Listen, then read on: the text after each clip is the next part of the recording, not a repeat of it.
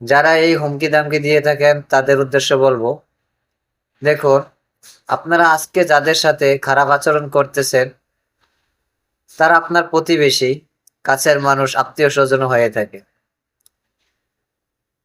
দয়া করে কেউ এই নির্বাচনকে উপেক্ষা করে আত্মীয় স্বজন প্রতিবেশীর সাথে খারাপ আচরণ করবেন না।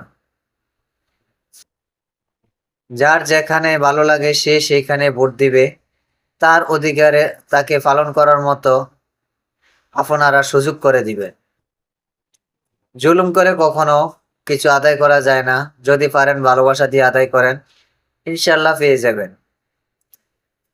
আশা করি চাঁদাবাজি, ধোঁকাবাজি, এমনকি জুলুম করে কেউ পাড়াপড়শি, আত্মীয় স্বজনের সাথে খারাপ আচরণ করে হুমকি দিয়ে ভোট নেওয়ার চেষ্টা করবেন না।